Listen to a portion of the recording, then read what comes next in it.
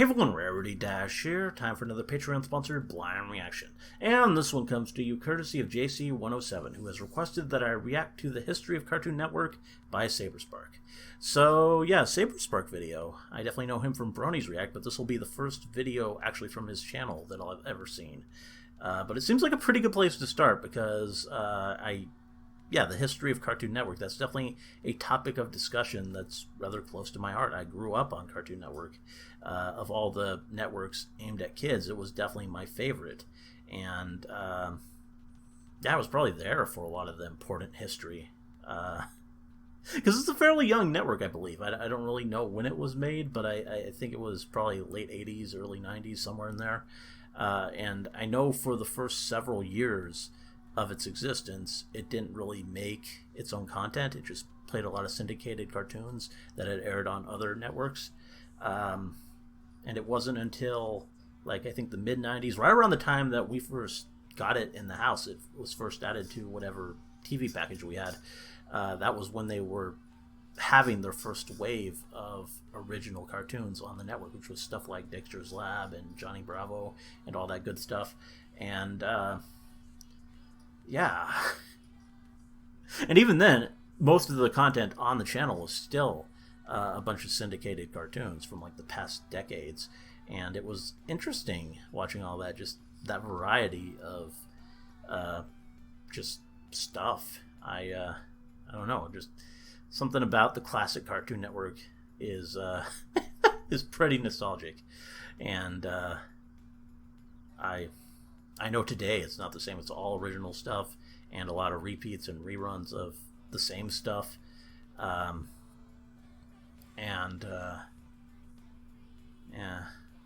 don't know. But point is, I was there for all the important stuff for Cartoon Network, which, I remember Toonami, that becoming a thing, I think. I think I was there from the start. Though I don't remember.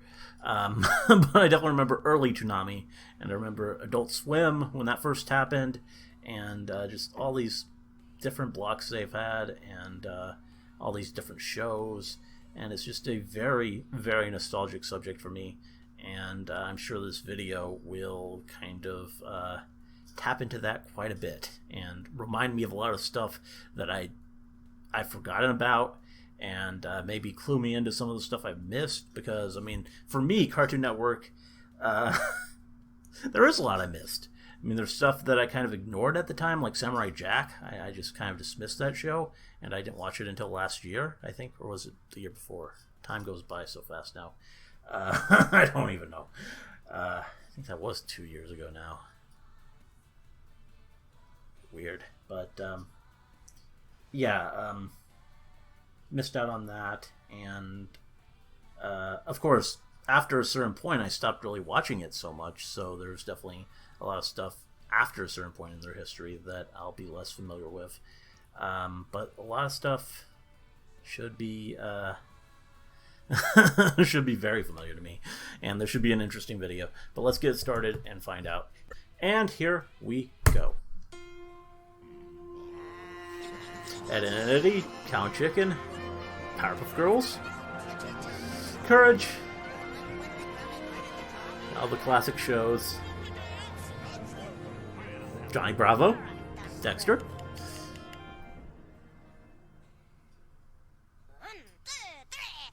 Cartoon Network, one of the most popular and successful animation look at all channels that. in the history of television. From unconventional beginnings to breaking the mold, there is no denying the impact that Cartoon Network has had on the world of animation. That's it for was sure. willing to invest in new creators early on and support their ideas, to go beyond their initial lineup of Hanna-Barbera and MGM shows. And the final result, that stuff was pretty cool, a too. wave of I like seeing brilliant those Looney and Tunes timeless cartoons. stuff Their back in the day. 25th anniversary will Wouldn't have been this exposed year. to this stuff That's otherwise. a quarter century of entertainment, and I think it's worthy of discussion to see how it has impacted and continues to shape the animation industry. So let's take a closer look at the history of Cartoon Network. Let's. Before we jump into it, I want to give a quick shout out to our sponsor, Verve. Gotta new plug the app sponsor. for the people over at Crunchyroll. Verve is home to your favorite channels. It's a way for Ruby viewers to discover more content from creators Gotta love the we Ruby. all know and love, and support their newest creations. Stick around until the end of the video to learn more and get a free 7-day trial by clicking on the link in the description. Alright, let's get to it. When it comes to timelines, Cartoon Network's history can be split up in 2 different ways. First, there is the logo timeline. This is divided into eras that are based on different bumpers and graphical elements of its period. It began with the checkerboard era, followed by Powerhouse, CN City, Yes, Summer 2007, Fall, Nudes, Check It, and Dimensional. As you can see, there is some overlap between these eras, and that can be somewhat confusing. The other timeline is based on who is in charge at Cartoon Network at the time. Probably a better way to do it. The Cohen era, the Samples era, the Snyder era, and the Miller era. In my opinion, this timeline is much easier to follow since there is no overlap. So we're going to roll with this one. But none of these timelines would be possible if it wasn't for one eccentric businessman, Ted Turner. Well, you know, they primarily children watch cartoons, but adults watch cartoons too. In fact, in the evening, on the average evening, more adults are tuned to the Cartoon Network than are tuned to CNN. Okay. Well, is that really saying much? I mean, that's CNN. When he inherited his father's billboard company in 1963. Sadly, it was through unpleasant means. I guess it depends on when that interview was taken. Suicide and left Ted holding the door. But Ted took the company by the horns and led it to prosperity. With his new wealth, he started to purchase radio stations. He then sold them off in 1969 in order to acquire WJRJ, a TV station located in Atlanta, Georgia. It was a floundering company at the time that held little promise, but Ted was going to turn that around. Television began to grow rapidly, and Ted was able to profit off of that. WJRJ eventually became WTBS, a powerhouse channel that featured classic shows, sports, and old cartoons. In 1980, Ted launched the Cable News Network, aka CNN, a 24/7 news channel that many people initially doubted. I mean, why would a person need access to the news any time of the day? Just watch it in the evening, right? Times were changing though, and people were starting to appreciate access to the news any time of the day. The formula for CNN would eventually lend itself over to Cartoon Network, another 24/7 content channel. In 1986, TBS bought MGM UA for $1.5 billion. These days. The acquisition did not go smoothly though, as there was enormous debt on Ted's end. It forced him to sell off parts of his purchase, and after only 74 days, he sold MGM back to its original owners. But he was able to keep a good chunk of MGM's film and television library. When I bought MGM, I got the cartoons too. Got the MGM cartoons and there was another cartoon library. We got the Warner Brothers pre-50 cartoons. Kirk Corian had those too. And when I bought the Warner pre-50 movies, which was Casablanca, we got 500 the early Bugs Bunny cartoons, Elmer Fudd. And then we got Tom and Jerry with the MGM cartoons. So I had 1,000 theatrical cartoons, which was there you go. 60% or 65% of all the theatrical cartoons that had been made. Good start for a network. And that was good because they're timeless, you know. Indeed. Bugs Bunny's still good even without a cell phone. In 1991, Turner purchased Hanna-Barbera, another well-known animation studio. It featured characters such as Scooby-Doo, Yogi Bear, the Flintstones, and many others. Ted now owned the majority of popular cartoon characters in the world, and would even go on to create some of his own. But for the library that he acquired, it only made sense to create a channel where all of these cartoons can be watched all day, every day. The first era for Cartoon Network was the Cohen era. They call it that because the channel was under the command of Betty Cohen, the first president of Cartoon Network.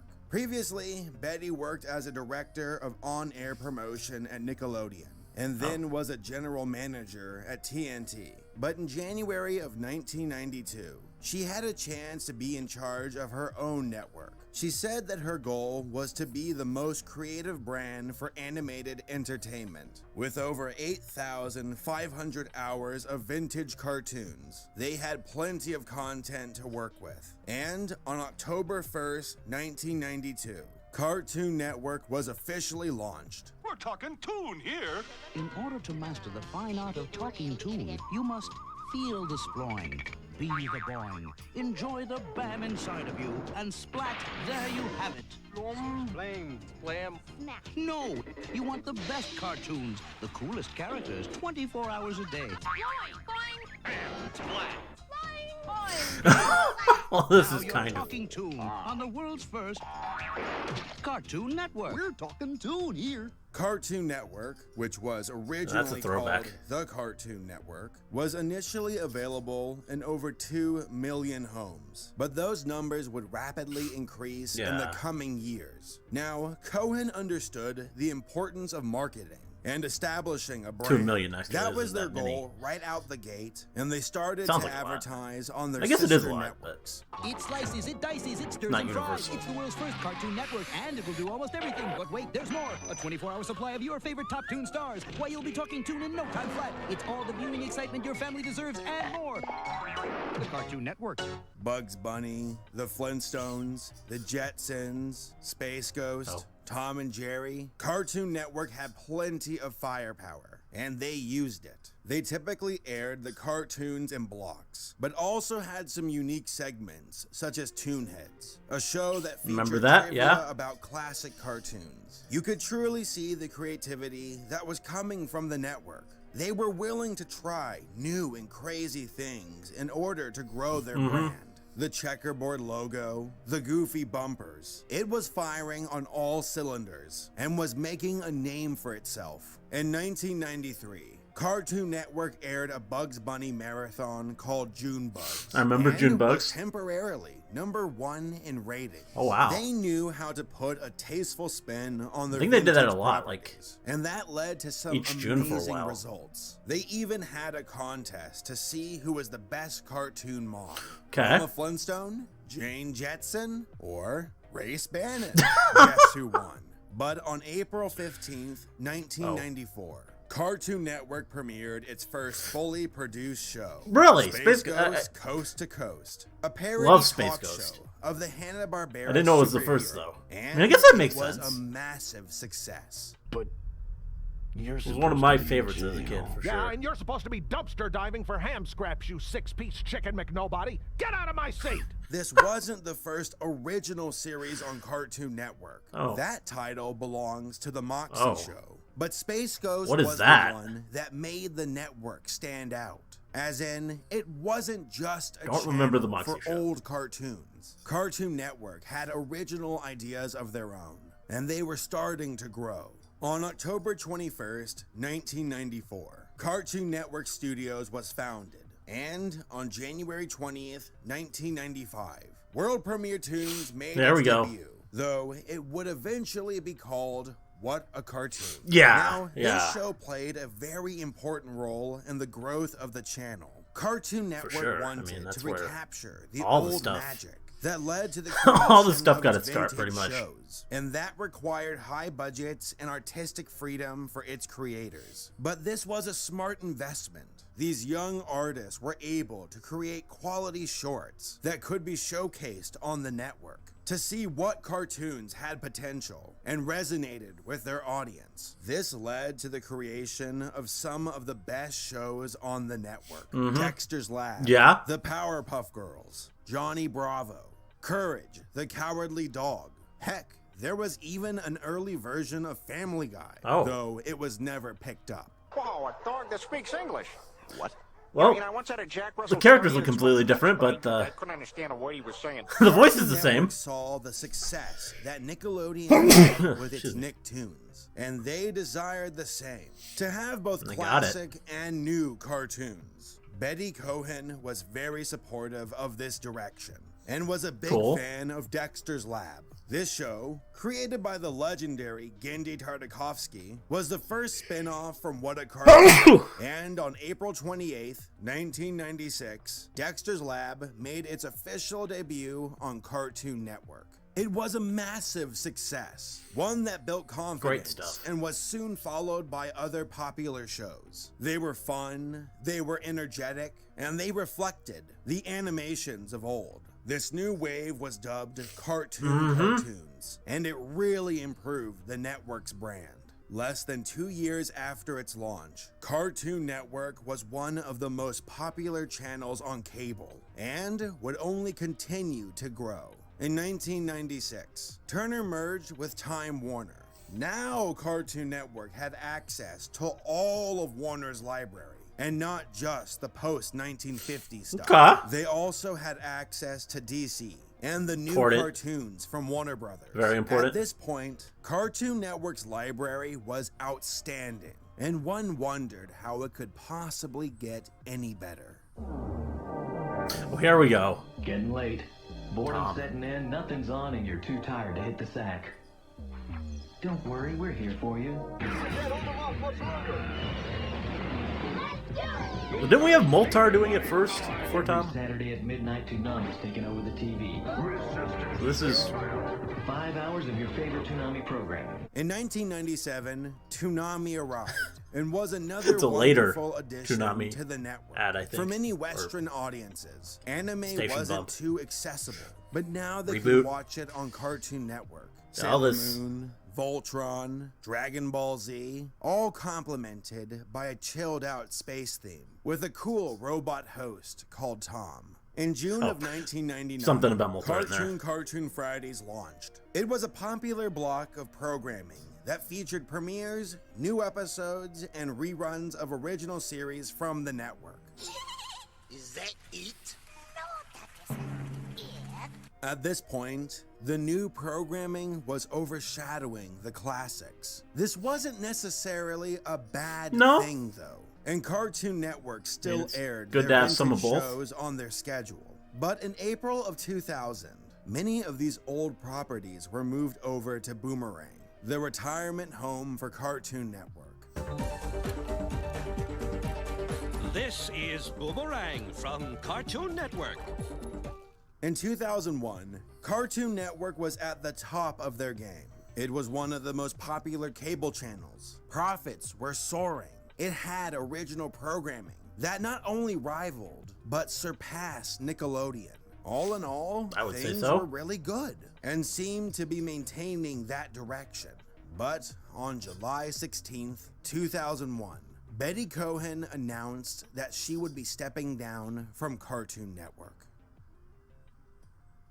It's hard to say why Betty left Cartoon Network. Was there a disagreement between executives? Maybe another network offered her a better deal. Who's to say? But the fact remained. Cartoon Network lost its leader. So, what now?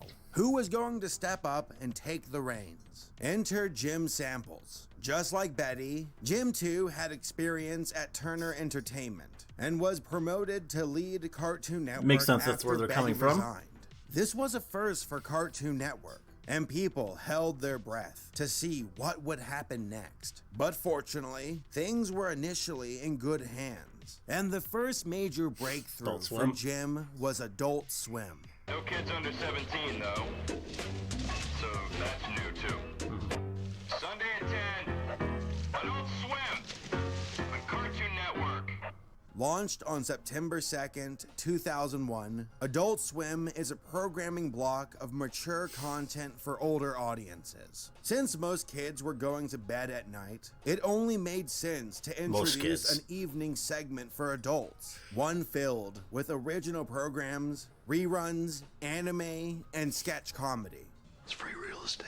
Adult Swim had its own brand that evolved Had some great over shows, the years. One like that in that early started with lineup. swimming pools, but eventually gave way to a black backdrop Yeah. with a white font. I remember the It swimming is pools, a though. very successful block Rick and and Morty. remains popular to this day. In 2002, Cartoon Network released its first film with the Powerpuff Girls movie. Directed by the show's creator, Craig Of course. McCracken, The movie performed modestly. It wasn't a smash hit, but it was a good step forward. Another great addition to the network was the introduction of the CN City bumpers. It was the new branding image for the network and featured different cartoon characters interacting with one another.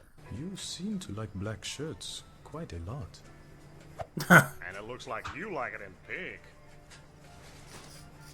Oh, I'm just saying. Oops. Sorry about that. Now, this isn't to say that this was a first for the network. They had plenty of interesting crossover bumpers, but now all of these tunes had a city of their own. Hey, why don't you use some chemical act? The years went on, and some shows came to an end, but there were some new contenders. Samurai Jack, Billy and Mandy, Foster's Home for Imaginary Friends. The network still had quality content to offer, but around 2006, Cartoon Network started to go in a different direction. In December of 2006, Cartoon Network aired its first live-action movie. I remember. We're all in your head. Except Pickles, he's in your ear.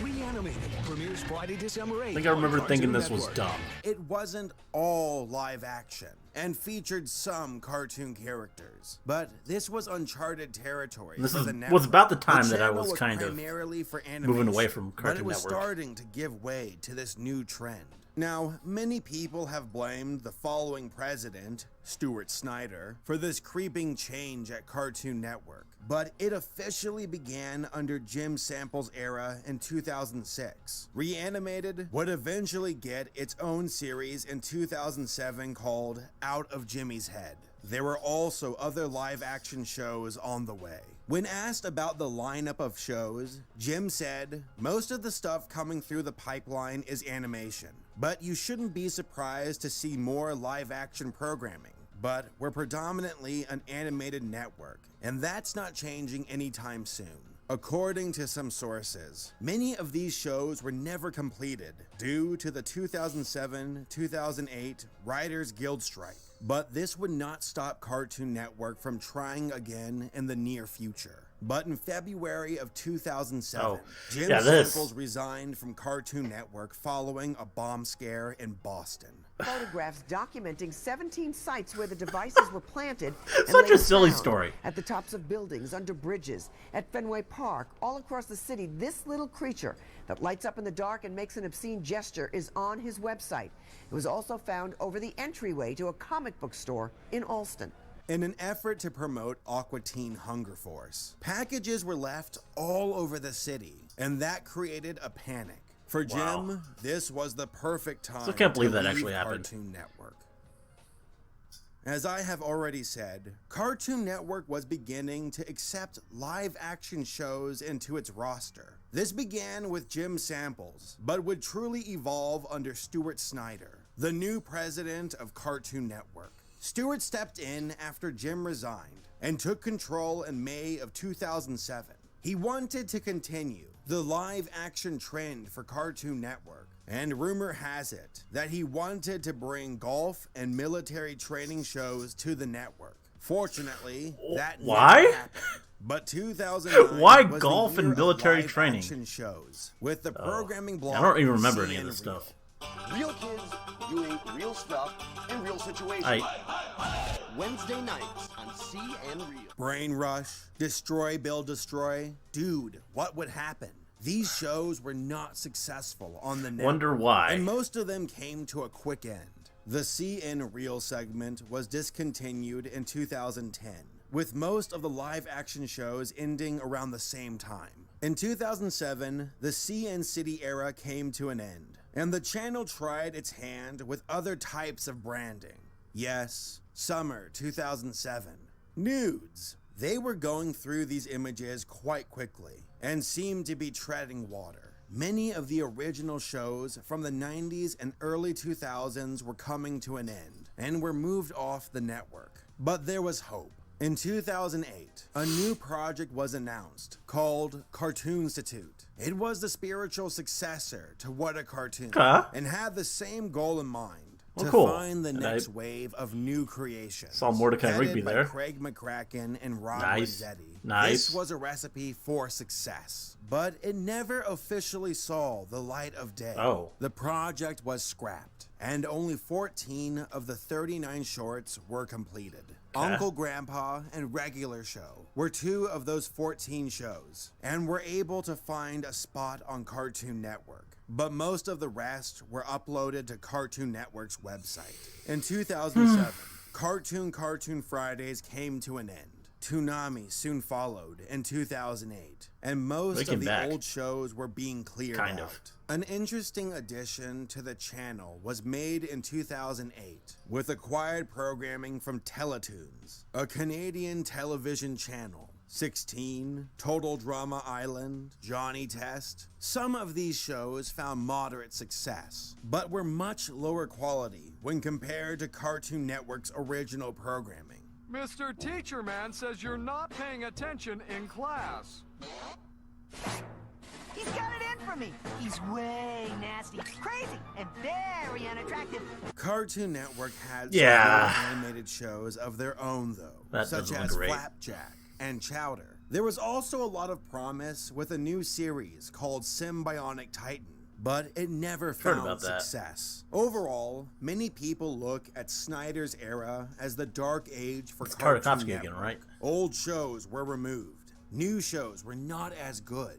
Live-action programs were pushed. Beloved segments were canceled. The first few years for Snyder were pretty rough, but things would start to turn around. There we go. In 2010, there we go. With the arrival of some popular cartoons.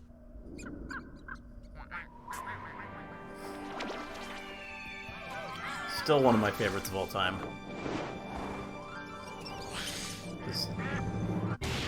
In 2007, Nickelodeon made the mistake of turning down Adventure Time. Wow. The idea for the show was then pitched to Cartoon Network and was made into a full series. It premiered in 2010 and was incredibly I'm glad Cartoon successful. Network was smarter. Regular show soon followed and made its debut on September 6, 2010.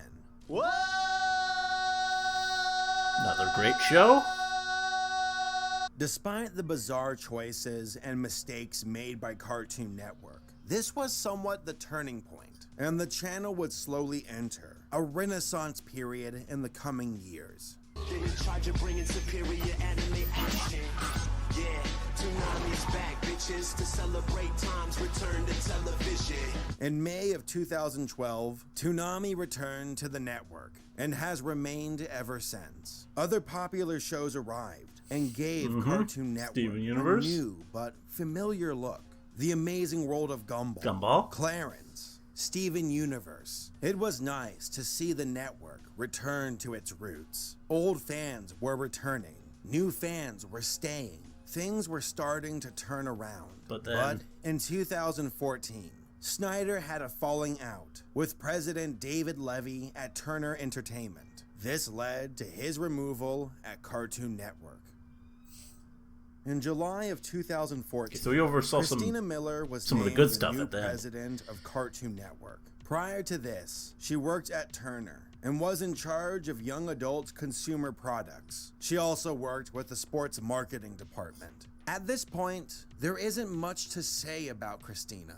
While being interviewed, she said that she was excited for the new Powerpuff Girls and the message it would send to young people. But the show was met with much criticism. It wasn't made by its original creator and has abandoned its original formula. Instead of being a superhero show, it's more slice of life and has a modern spin on it. If you need someone to sing so bad, you do it! No me gusta! The network also seems to be stuck on Teen Titans Go and continues to push that as their premier cartoon. Ironic, considering that it's not even an original series from the network studio. But there have been some good decisions, such as the return of Samurai Jack. Despite being only 10 episodes long, it was met with high praise and set the bar for reboots and reimaginings on the network. That's 50 credits, bud. Trust me, babe, I'm good for it. Yeah, well, the last guy I trusted did this to me. Oh, it's all good, Babu. Our crew will give me anything once he hears the news.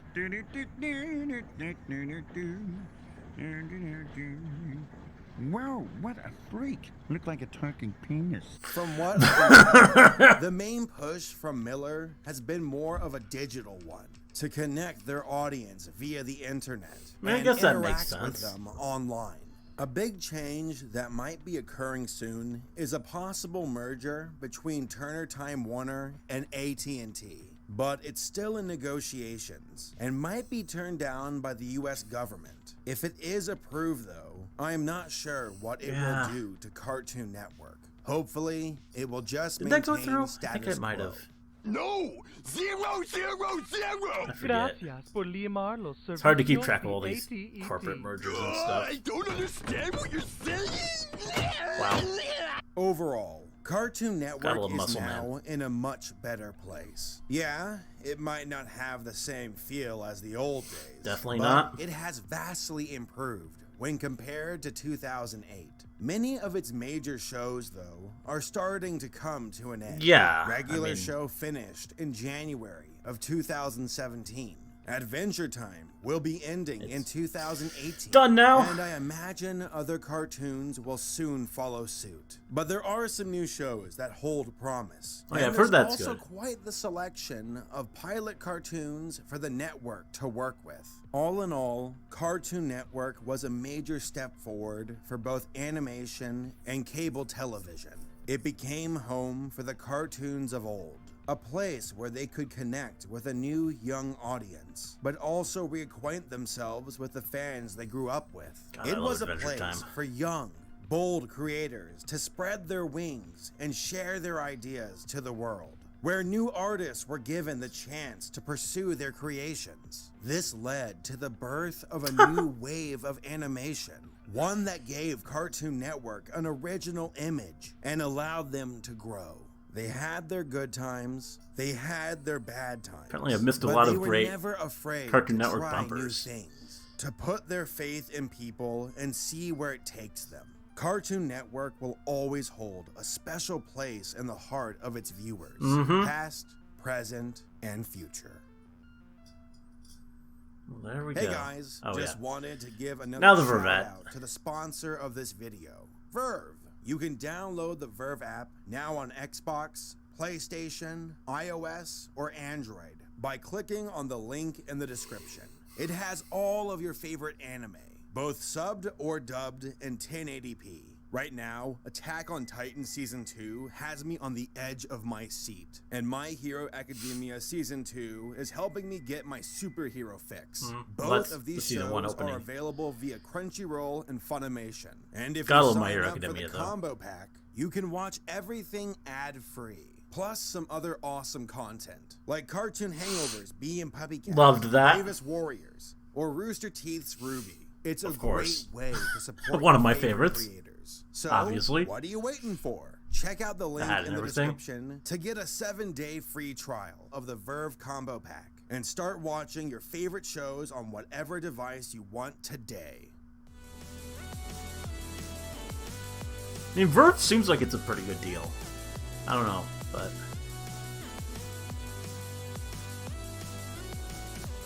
seems like a good service for content.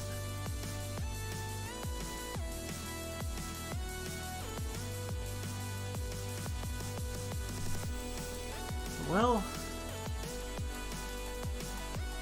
there we go. That was pretty good. That was definitely a a trip down memory lane for me. I mean, I definitely remember like a lot of that stuff. Though for me, I think it's all about that first era, that first president. That's the stuff that really, really sticks out to me as being just what I think about when I think about Cartoon Network. Though, I mean, of course, stuff like Adult Swim, like as said, the initial lineup there, just that had a big impact too. And There's a lot of stuff, a lot of really memorable stuff that was on the network that they didn't really talk about. I guess probably because it wasn't produced in-house. Like as mentioned with Teen Titans Go, they didn't even talk about the original Teen Titans, but that's because it was not really made by Cartoon Network Studios. I guess. Which that is weird that Teen Titans Go is really held up as such a big show on the network when it isn't made in-house.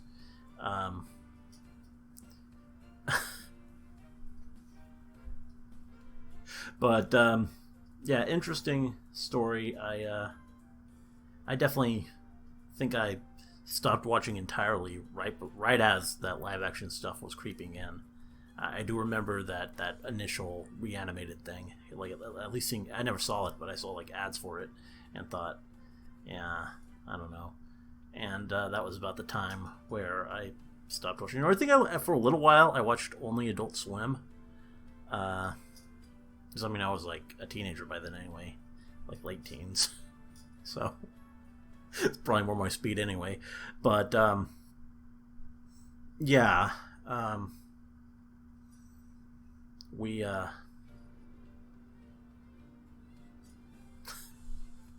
yeah, shortly after that point I stopped watching entirely, and I don't know, that guy, I mean, it seems like he got it right towards the end when he was like overseeing some of the really big editions of just great shows like Adventure Time, but just all that live action stuff was really wrong-headed. And is the golf and military history or whatever it was, is that comment serious? Like, what? Why would anyone think that's a good idea for the Cartoon Network? I don't know, but yeah, and I do kind of worry about the current era of the network. I mean, yeah, there are still good shows, but a lot of the ones that are, I mean, there is a lot of Teen Titans Go and stuff like that, and a lot of the best stuff has ended now, so I don't know. But yeah, really cool video. I think Saberspark presented it pretty well. Yeah, really well, in fact. I would say. I mean, he told the story nicely, and in I think a good amount of detail. Not overly detailed. He didn't have to mention every show that the network made, but he hit on the big ones, I think, and just sort of included most of the stuff worth talking about, and it was pretty cool. So there we go. Good stuff. Hope you enjoyed the reaction. Let me know if you did, and see you in the next one.